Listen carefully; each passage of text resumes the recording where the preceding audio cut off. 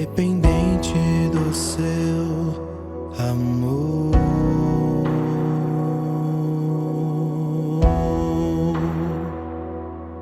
Sou dependente do seu agir em minha vida. Sou dependente dos seus cuidados. Cuida de mim, Senhor. Cuida de mim, Senhor. Quando estou fraco, tu me... Abra sua Bíblia comigo, de 1 Coríntios 13, verso 1 ao 13. Diz assim a palavra do Senhor: ainda que eu falasse as línguas dos homens e dos anjos, e não tivesse amor, seria como o metal que soa ou como o sino que tine. E ainda que tivesse o dom de profecia e conhecesse todos os mistérios e todo o conhecimento, e ainda que tivesse toda a fé, de maneira tal que transportasse os montes e não tivesse amor, nada seria. E ainda que distribuísse toda a minha fortuna para o sustento dos pobres, e ainda que entregasse o meu corpo para ser queimado, e não tivesse amor, nada disso me aproveitaria. O amor é sofredor, é benigno, o amor não é invejoso, o amor não trata com leviandade e também não se ensoberbece. Não se porta com indecência, não busca os seus interesses, não se irrita e não suspeita mal. Não folga com a injustiça, mas folga com a verdade. Tudo sofre, tudo crê, tudo espera, tudo suporta. O amor nunca falha, mas havendo profecias serão aniquiladas.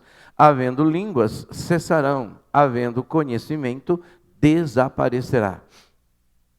Porque em parte conhecemos e em parte profetizamos.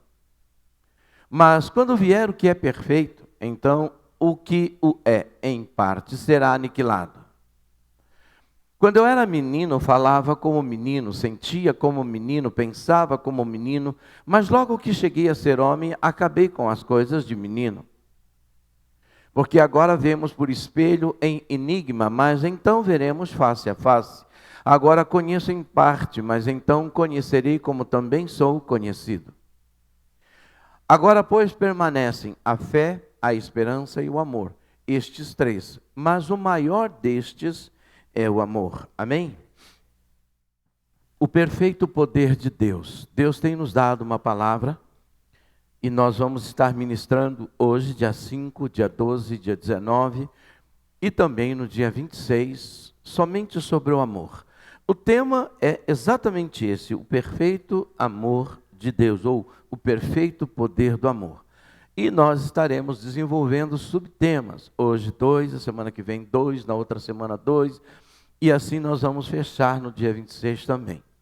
Eu quero incentivar você que está em casa, você que está aqui, a acompanhar essa ministração. A pegar esse remédio de Deus e bebê-lo até o último culto, até a última ministração. Não fique desincentivado, mas vai falar sobre o amor. Eu lembro e conto uma história que certa feita um pastor resolveu pregar sobre o amor na igreja dele durante 7 semanas. Olha que eu só vou falar 4, hein? E depois da 5ª semana, um irmão interpelou-o na chegada da igreja e falou: pastor, sobre o que o senhor vai ministrar hoje? Ele falou: eu vou ministrar sobre o amor. Eu preciso falar sobre o amor. Deus tem me colocado no coração falar sobre o amor. Ele falou: pastor, eu já não aguento mais essa mensagem sobre amor. É amor, é amor, é amor. Eu não aguento. O senhor não tem outra coisa para pregar? Ele falou: veja que eu tenho que continuar pregando, porque você não aprendeu nada, não é? Então, às vezes, a gente se satura de alguma coisa. Mas, na verdade, amado, nós vamos aprender, nós vamos desenvolver, nós vamos crescer sobre isso. O amor é muito importante. Quando você olha, por exemplo, para o mundo, e o mundo aqui é pessoas, e você vê o comportamento desse mundo, o que logo você percebe? Que o mundo está precisando do quê? De amor. O mundo necessita de amor. O amor é a força positiva para a vida e que o mundo tanto precisa e deseja. A falta de amor faz com que as pessoas, famílias, grupos sociais sucumbam, esfriem nas suas relações, fazendo com que cresça a indiferença e o distanciamento entre as pessoas. O amor não é para livros. As pessoas gostam de falar de amor em livros. As pessoas gostam de falar em amor ou ler sobre amor nos seus livros de poesia, não é? Mas o amor não é para livros. O amor é a essência da vida, é um verbo em ação.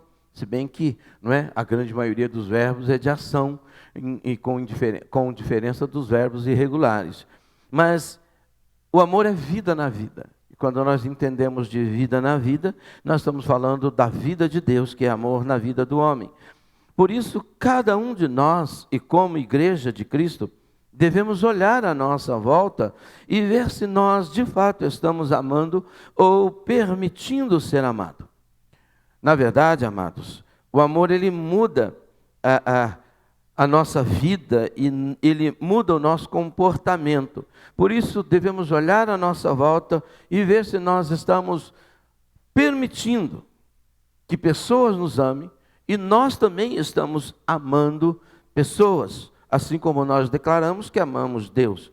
O amor muda a nossa vida e a relação conosco, muda a nossa relação com o outro e principalmente a nossa relação com Deus. Somos quem somos em Deus por causa e com Deus, por causa do amor com que Deus tem nos amado e continua a nos amar. Quando nós olhamos para nós e para as nossas relações, do que você acha que nós mais precisamos? Nós não precisamos de outra coisa senão, num primeiro momento e em dose muito grande, de amor. O amor gera tolerância, o amor gera compreensão, o amor gera confiança, mutualidade e cuidado. Traz paz, o amor traz saúde emocional. Falar de saúde emocional está tão em voga esse assunto hoje. Mas o amor também traz saúde física. O amor gera aceitação, gera segurança, gera boa expectativa do futuro, do amanhã, né? E faz com que nós olhemos para as pessoas com boa expectativa e muito mais. Onde não há amor, faltam todas essas virtudes. Sem amor, tudo vira obstáculo, tudo é abismos, não é? E esses abismos acabam separando e distanciando as pessoas, tanto de Deus, quanto uma das outras, como ela dela mesma. A falta de amor impede-nos de nos conhecermos, de fazermos aquela análise introspectiva, de olhar para dentro de nós. Nós temos medo de nos virar do avesso e de nos conhecer. Mas quando a gente se ama, a gente quer saber aonde estão as feridas da nossa alma, para que nós possamos jogar o bálsamo de Deus, que é o próprio amor de Deus, não é? Naquele lugar aonde está doendo. O amor também não somente distancia uma das outras, mas tornam as pessoas frias, desesperançadas, egoístas, não é? Cheias de si mesmas, pessoas incrédulas, mas avessas a Deus e avessas à sua palavra. Eu não estou falando de algo que eu li no livro, não. Eu estou falando de algo que eu vejo. De algo que nós, ao também lermos a palavra de Deus, percebemos o que vem acontecendo. Mas eu e você, como igreja, como filhos de Deus, nós somos os únicos neste universo humano que tem condições de amar as pessoas com toda a intensidade que Deus quer, que Deus espera. Porque o amor, ele não é um elemento que somente cura aquele que ama, não é? Mas cura aquele que é amado. E embora muitos de nós busquemos remédios para resolver tantos problemas, o remédio está no amor de Deus em muitos dos problemas humanos. Nós vamos falar sobre 2 elementos, e o primeiro dele é que o amor é a força positiva para o mundo. Ele empodera as demais forças positivas. Quando você olha para o mundo hoje, o mundo em desencanto, o mundo em decomposição, o mundo que está se autodestruindo, não é? E quando eu falo autodestruindo, não estou falando da natureza, eu estou falando da raça humana, do gênero humano, eu estou falando de mim e de você. Por falta desse amor, nós hoje competimos, nós hoje nos degladiamos, nós hoje inferiorizamos as pessoas. É por falta de amor que hoje nós queremos ser reconhecidos pelas pessoas como se nós tivéssemos uma carência de reconhecimento. Por isso, amados, nós precisamos que alguém nos reconheça, porque nem nós mesmos nos reconhecemos, nem diante de nós e nem diante de Deus. Há um vazio tão grande, há um vazio tão profundo na alma das pessoas, que elas não conseguem entender isso. Certa feita um rapaz perguntou para mim se eu era uma pessoa solitária, ou melhor, se eu tinha problema de solidão. E eu falei para ele, não, eu não tenho problema nenhum de solidão, mas é porque você é tão solitário, né? Eu morava numa pensão, morava junto com pessoas, mas eu tinha pouco diálogo, porque a maioria deles bebiam, eu já era cristão, e esse rapaz me interpelou e perguntou para mim, mas você é tão solitário, você sofre de solidão? Eu falei assim, não confundam uma pessoa solitária com uma pessoa que tem a doença da solidão.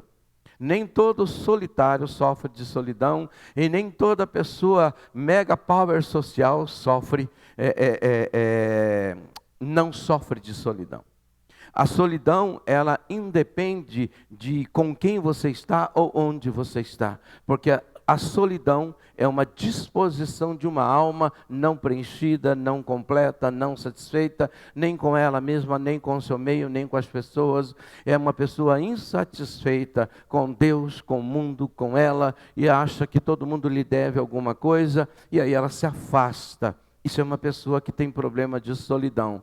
Uma pessoa solitária pode ser um eremita, é alguém que curte tudo que está à sua volta, sem precisar tanto, né, dessa aprovação das pessoas. E a falta do amor, ela exige que as pessoas me aprovem, para que elas me amem, não é? Então, as pessoas às vezes não entendem isso. E o amor, ele é a força positiva para o mundo que empodera todas as demais forças. Em 1 Coríntios 4, do verso 7 em diante, mas eu quero que você mostre para mim a partir do primeiro, como nós fizemos no segundo culto. Eu quero mostrar para você o que diz aqui. Ainda que eu falasse a língua dos homens e dos anjos e não tivesse amor, seria como o metal que soa ou como o sino que tine. Do que ele está falando? Ele está falando de relacionamento. Ele está falando exatamente de relacionamento. Ainda que eu falasse a língua de todos os homens, tivesse a língua dos anjos, mas se eu não tivesse amor, meu relacionamento seria vago, vazio. Pessoas não seriam impactadas e nem elas me impactariam.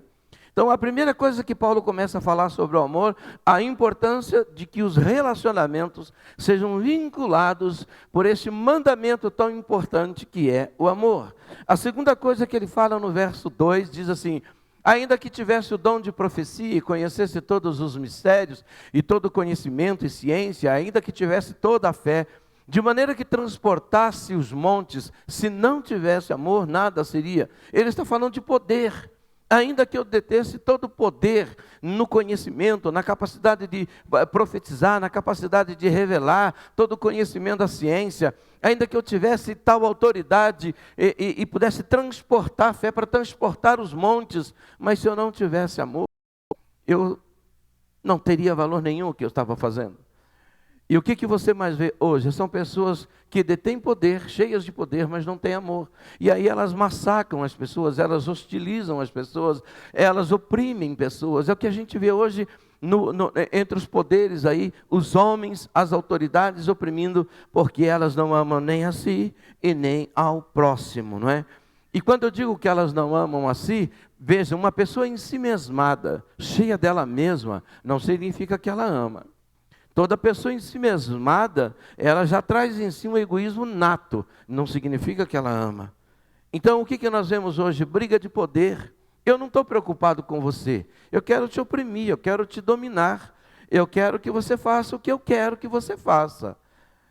E o verso 3 diz assim: ainda que eu distribuísse toda a minha fortuna para sustento dos pobres, e ainda que entregasse o meu corpo para ser queimado, e não tivesse amor, nada disso me aproveitaria. A filantropia sem amor não tem peso nenhum. A solidariedade, a ajuda ao outro sem amor, também não tem peso nenhum. Ele disse: ainda que eu distribuísse toda a minha fortuna para o sustento dos pobres. Ou seja, existem os necessitados, existem pessoas que precisam, mas o que vai valorizar este sacrifício que eu faço, essa doação que eu dou, né, que eu entrego, é o amor. Ele disse: se eu não tiver amor, nada disso aproveita. Não é? Porque o amor é o tempero da vida. O amor é a vida na vida. E nós precisamos entender isso. E por que ele se torna a força positiva para o mundo que empodera as demais forças? Primeiro, porque o amor é sofredor. O amor não é um mandamento qualquer, não. O amor, ele é sofredor. E por que ele é sofredor? Nós temos 3 formas de entender o amor, não é? O amor, ele pode ser o amor que a gente chama de filéu. O amor filéu, na linguagem grega, na interpretação grega, os gregos separavam o amor nesses termos. É o amor fraternal, é o amor de amigos, é o amor de irmãos, não é? Esse é o amor filéu, é o amor fraternal. Mas o amor fraternal pode fazer com que isso acabe e as pessoas se odiarem, se detestarem, mesmo com o amor filéu. O segundo amor é o amor que o mundo mais conhece, que é o amor eros, né? É o amor storge, é o amor do corpo, é o amor erotizado, é o amor em que você idolatra a sua beleza, o seu corpo, o amor da sensualidade, o amor que deveria ser explorado entre um homem e uma mulher, essencialmente casados, mas esse amor vira logo a libertinagem, tem virado essa devassidão toda por causa da erotização, o amor eros. E por último, o amor que muitos de nós não conhecemos, que é o amor ágape, que é o amor de Deus. O amor ágape, ele é altruísta, por isso ele é sofredor. Ele entende que é melhor dar do que receber. Eu não te amo para você me amar. Eu não te abençoo para você me abençoar. Eu não invisto na sua vida para você investir na minha vida. Eu quero ser útil a você, ainda que você não seja para mim, ou que você não queira ser para mim. Óbvio que isso gera sofrimento.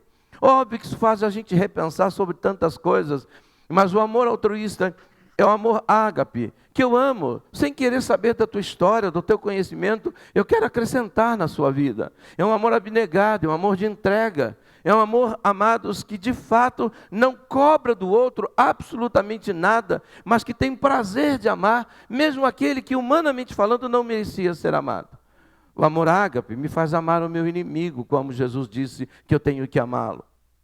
O amor ágape me faz orar por aquele que me persegue, como Jesus me manda orar por aquele que me persegue. Esse é o amor de Deus, não é um amor qualquer. Por isso ele é sofredor. Mas esse mesmo amor também é benigno. O que é a benignidade? É a disposição voluntária de ser bom, de querer ser uma pessoa boa, uma pessoa que ajuda, que abençoa, que está presente na vida do outro, que acrescenta. Você está entendendo o que o amor é capaz de fazer na vida das pessoas? O amor não é invejoso. O amor não olha para a pessoa com inveja de ter o que ela tem, mas o amor faz e olha para a pessoa e se inspira no que ela tem para ter o que ela tem, as coisas que ela tem também. Então, quando o amor olha para outra pessoa e vê o sucesso, ele se inspira, ele não inveja ela e nem inveja o que ela tem, mas se inspira nela para conquistar o que a outra pessoa conquistou. Por isso o amor não é invejoso. O amor não deseja o que é do outro. Não é? O amor, na verdade, abençoa o que é do outro e pede a Deus que dê cada vez mais aquilo que é santo e bom. O amor não trata com leviandade ninguém. O amor não diminui, o amor não deprecia. O amor não tem preconceito. Para o amor não existe raça, cor, não existe grau social. O amor não é leviano no tratamento com as pessoas, com o tratamento com a família. O amor, ele é um mandamento, amados, que trata a pessoa com respeito, com honra, com valor. O amor por si só é moral. Por isso, o amor é tudo o que nós precisamos. O amor não se ensoberbece. Sabe qual é a diferença da humildade do amor? É que em qualquer ambiente que o amor entre, ele é aluno, ele é aprendiz e ele também é mestre. Quando você ama, em qualquer ambiente que você está, você tenta aprender. ensinar, não, mas aprender muito mais do que ensinar. Porque o amor é aluno, o amor está sempre aprendendo, o amor está sempre procurando uma oportunidade de crescer com o outro. Por isso, o amor, antes dele olhar um monte de defeito na pessoa, ele tenta sondar, como quem procura diamante, como quem procura pedras preciosas, a qualidade que o outro tem. Porque pessoas têm qualidades, podem estar deturpadas, corrompidas, mas elas têm qualidade. Não é? Às vezes o pecado soterrou os nossos valores morais, o nosso caráter, a nossa santidade, fala até mesmo como cristão. Mas quando nós amamos, amados, nós somos usados por Deus como instrumento para fascinar a alma e o coração da pessoa e trazer para fora os valores que talvez estejam soterrados por marcas e feridas da vida. É por isso que o amor, ele é esse poder. O amor, ele nunca vai se portar de forma indecente em ambiente nenhum, nem na frente de um homem, nem na frente de uma mulher, nem na frente de uma criança. O amor é educado, ele sabe entrar, ele sabe estar, ele sabe sair. O amor é cortês. O amor, ele gera dignidade porque ele é digno por si só, não é? O amor não busca os seus interesses. Há uma característica fantástica do amor, ele não é egoísta. O amor não é avarento. O amor é isso, ele não tem interesse próprio, a não ser o interesse em te abençoar, em te ajudar. Ele não busca os seus interesses. Quem ama, busca o interesse do outro. Quer ver o outro bem. Quer ver o outro melhor, quer que o outro voe em alturas que ele não conseguiu voar. Quando nós amamos, nós olhamos o outro sempre como superior a nós mesmos. E nós ajudamos a empurrar para cima e não para baixo. Nós ajudamos a empurrar para frente e não para trás, a puxar para trás. Porque o amor não tem e não busca os seus próprios interesses. O amor também não é irritadiço, ele não se irrita e nem irrita. Não é? O amor é sempre isso que nós tanto gostamos, que os poetas escrevem nas suas poesias, mas não entendem o que escreve, que os cantores cantam nas suas músicas, mas não aplicam absolutamente nada, né? Assim como o amor, ele é verdade em si, quando você canta e não vive, ele te chama de mentiroso, porque você canta aquilo que você não vive, você fala aquilo que você não faz. O amor é isso, ele não se irrita, o amor não suspeita mal de ninguém. O amor não suspeita. O amor não olha para o outro com desconfiança. O amor olha para o outro com confiança, com credibilidade. Ah, pastor, mas e se as pessoas me traírem? Amados, o amor não está preocupado em ser traído. O amor está preocupado em amar, em abençoar, em mudar caráter, em transformar pessoas. O mundo precisa desse amor, o mundo necessita desse amor. E as pessoas hoje, elas se perderam em relação a isso. Elas não conhecem isto. O poder do amor revela as virtudes que nascem no coração de Deus. Por quê? Porque ele não folga com a injustiça. O amor nunca vai admitir a injustiça, mas ele vai folgar sempre com a verdade. Porque a verdade, ela é absoluta. E quando nós falamos da injustiça, logo nós somos enviados a pensar, por exemplo, em Jesus Cristo, quando ele disse que ao nos enviar o Espírito Santo nos ensinaria, nos convenceria de três coisas tremendamente importantes, não é? Do pecado, da justiça e do que mais? E do juízo. Verdade, justiça e juízo. Como é importante a gente entender que o amor de Deus nos leva a isso. O amor de Deus, ele nos convence de que nós somos pecadores, mas que existe para nós justiça. E se nós não aceitamos justiça, esse mesmo amor vai aplicar em nós juízo, porque o amor, ele é sempre justo. O amor nunca será injusto. O amor tem justiça. E é por isso que esse amor é impossível para o homem amar dessa maneira e com essa profundidade, sem conhecer a Deus. Em 1 João 4, 7, 8, depois a gente lê os demais, amados. Em 1 João 4, 7, 8 diz assim: amados, amemo-nos uns aos outros, porque o amor é de Deus. E qualquer que ama é nascido de Deus e conhece a Deus. Aquele que não ama não conhece a Deus, porque Deus é amor. Porque o amor não escolhe a quem amar. O amor ama quem Deus coloca na frente dele. O amor não escolhe quem ama. O amor escolhe amar para salvar, para curar, para libertar. O amor escolhe ser útil na vida do outro. E é por isso que João escrevendo, ele diz: amados, ele está amando, amemo-nos uns aos outros, porque o amor é de Deus. E ele vai, e qualquer que ama é nascido de Deus e conhece a Deus. Só quem conhece a Deus é capaz de amar. Quem não ama, ele declara que não tem conhecimento de Deus. Aquele que não ama não conhece a Deus, porque Deus é amor. Onde falta amor, nascem pessoas cheias de ódio, cheias de ressentimento, né? Nascem pessoas cheias de amargura, de raiz de amargura, e que se distanciam do outro, e que veem o outro como inimigo, concorrentes, e que precisam ser eliminados ou tirados da frente. Não agem com misericórdia com o outro, porque a compaixão e a misericórdia, ele é essencialmente fruto do amor. Quando nós não amamos, amados, quando nós não amamos pessoas, nós declaramos tanto a Deus quanto ao mundo que nós não conhecemos a Deus. Mas o amor não é um sentimento. Se você ama com o coração, então você corre o risco de ser enganado.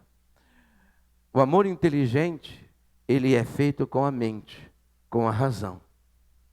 Pastor, o senhor complicou a minha cabeça. Que bom que eu compliquei a sua cabeça.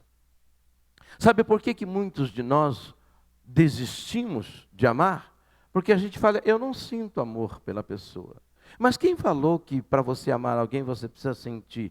Aonde você leu isso? Que o amor é um sentimento, a não ser nos livros mentirosos, nas poesias mentirosas, não é? Nos pensadores enganadores. Nós muitas vezes jogamos a palavra fora e queremos ouvir ideias seculares. O amor é um mandamento. E por se tratar de um mandamento, e não envolve sentimentos para eu fazer.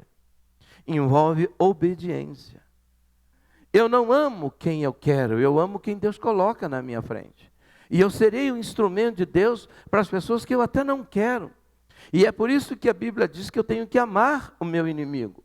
Respeitar, valorizar, não significa que eu tenho que deixar ele me vencer. Mas ele diz que eu tenho que amar, e esse amor é respeitar. Esse amor, amados, é querer que essa pessoa seja transformada e se transforme num amigo meu. O amor me leva a orar por aquele que me persegue, que me azucrina, numa linguagem nossa. A gente precisa fazer isso. Não é? O amor me leva a ter um relacionamento saudável, um relacionamento inteligente com as pessoas. Ao contrário do que dizem, o amor não é cego. O amor enxerga e enxerga muito bem. O amor é capaz de liberar o outro. Hoje você vê pessoas aí matando o outro, dizendo, se não é meu, não vai ser de ninguém, mata. Isso não é amor, isso é doença. Isso é coisa, isso é uma loucura, é passional, mas passional não é porque justifica o amor, porque justifica um descontrole de alguém que é louco, que é obcecado, que é opressor, que quer oprimir e deixar o outro junto com ele, mesmo quando o outro não quer. Que gosta de praticar sadismo, que gosta de fazer o outro sofrer, mas porque eu amo. Isso é prisão, isso é cadeia. O amor é libertador. O amor liberta, o amor deixa livre as pessoas. E é por isso que ele sofre. Quando uma outra pessoa já não nos ama mais com o filéu, já não ama mais com o eros, no caso do marido e mulher, não é? Ou é tratado para que o amor seja restaurado, ou nós deixamos livre. Sabe por quê? Porque quando uma pessoa ela está presa ao outro, porque ela ama, ela não sente a prisão. Ela entende que ela está ligado por algo que vem do céu. Mas existem pessoas, por exemplo, que elas não estão ligadas à outra pelo amor. Elas até dizem que é amor, mas elas estão ali por dependência emocional, por carência emocional, uma loucura que destrói a si mesmo. Elas vão chafurdando, elas vão entrando em depressão, ficando cada vez mais angustiadas, elas vão ficando depressivas, elas vão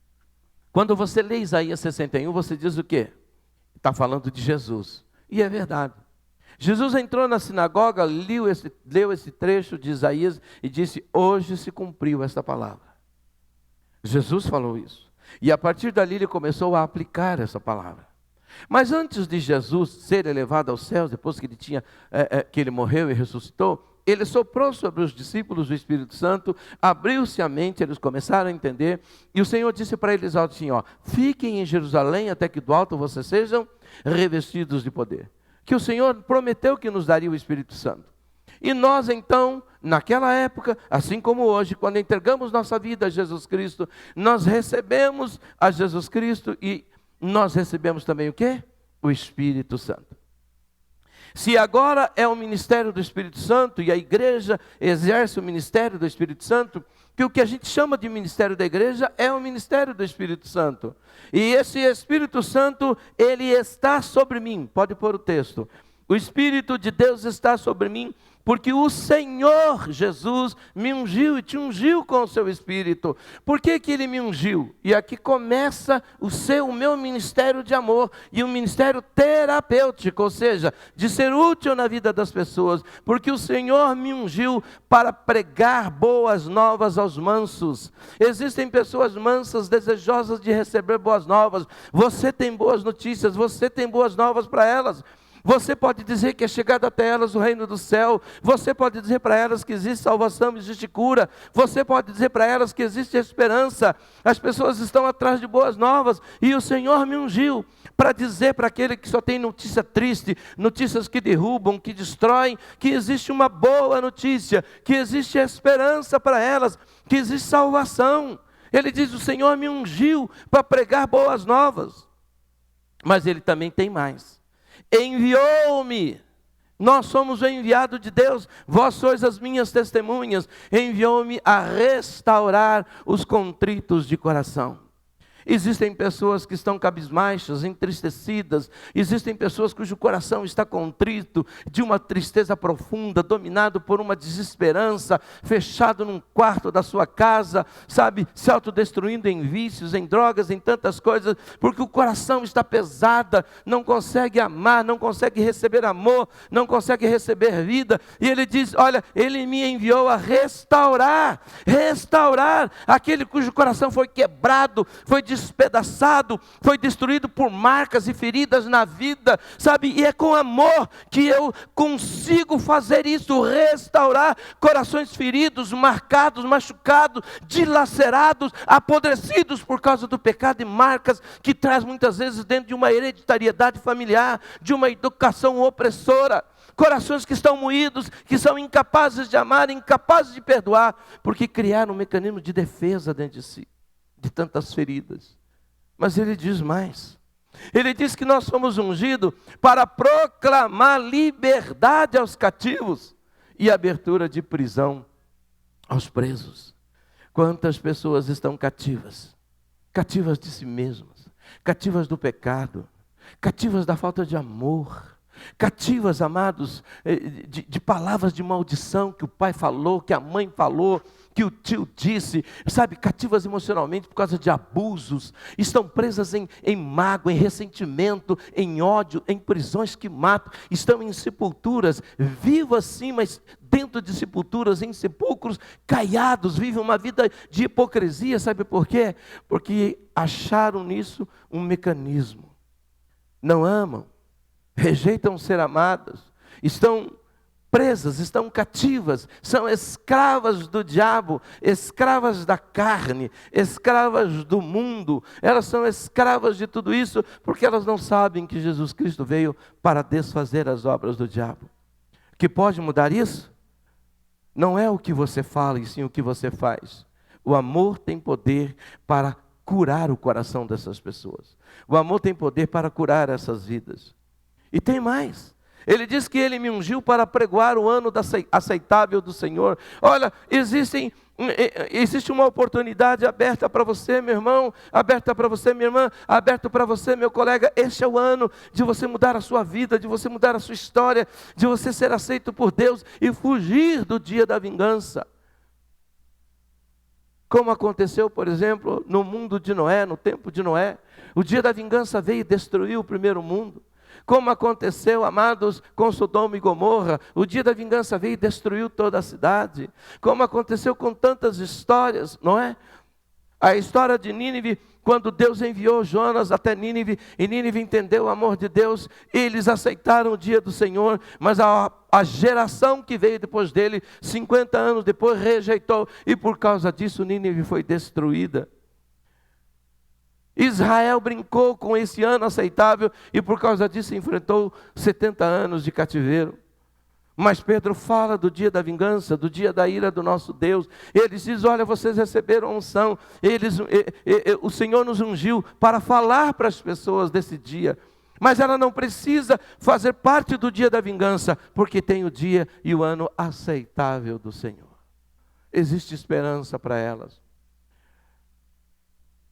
Mas nós também somos elementos de consolo, a consolar todos os tristes. Pessoas que estão entristecidas. Sabe, amados, tristeza tem levado pessoas a cometerem suicídio. Agora à tarde, eu estava lendo um estudo de um neurobiólogo israelita, em que ele estava falando que o estudo dele é tentar descobrir o que leva uma criança de 7 anos já a desejar cometer suicídio.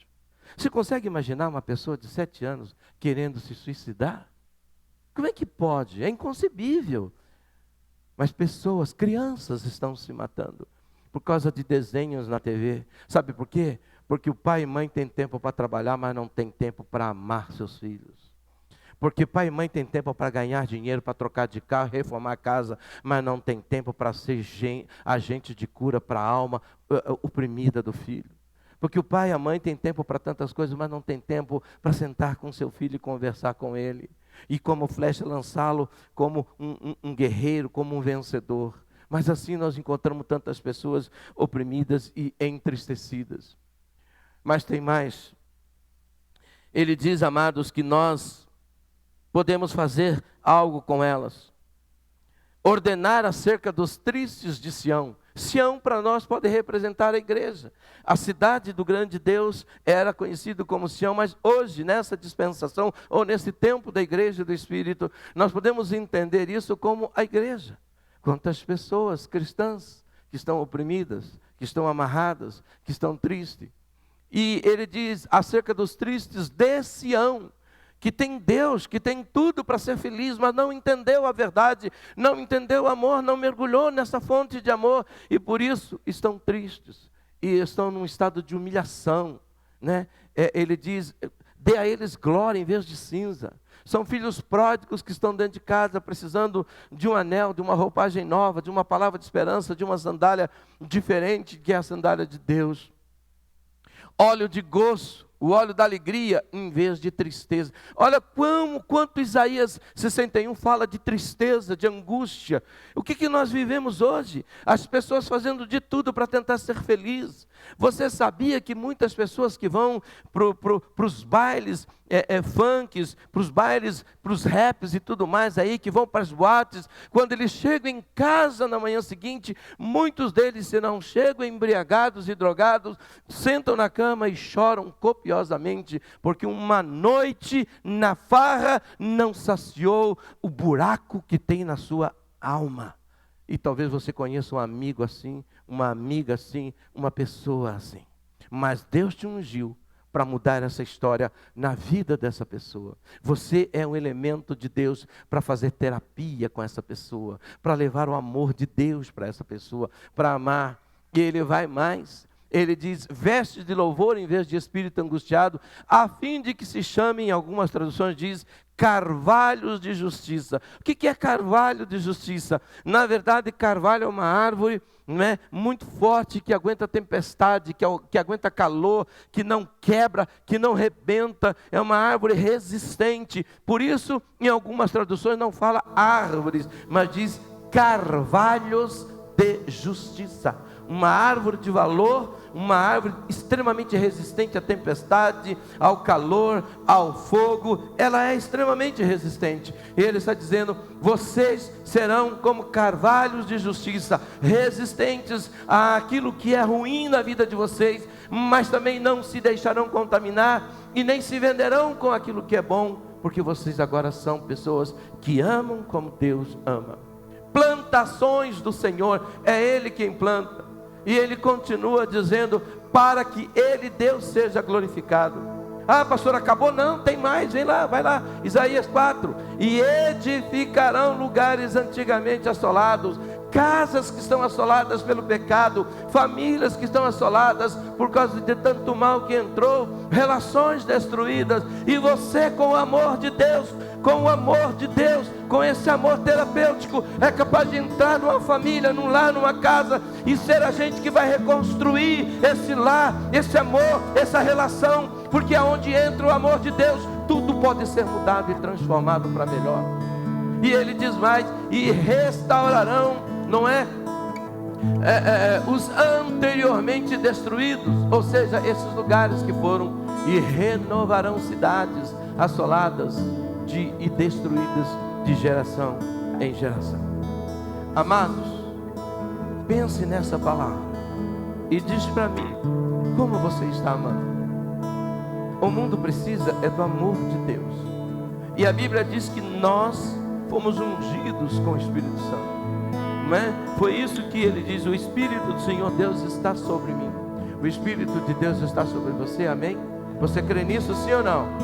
Se você crê, dá um glória a Deus bem alto, amém? Então Ele te ungiu para fazer tudo isso. E tem mais: pastor, mas como é que eu faço sem amor? Então eu vou dizer, vou ler Romanos 5,5 para você novamente. E a esperança, porque fazemos isso na esperança, não é? Não traz confusão, porquanto o amor de Deus está derramado. Tudo que você precisa tem em nossos corações pelo Espírito Santo que nos foi dado. Nenhum filho de Deus é incapaz de amar. Todos nós somos capazes de amar com o amor de Deus, com a graça de Deus.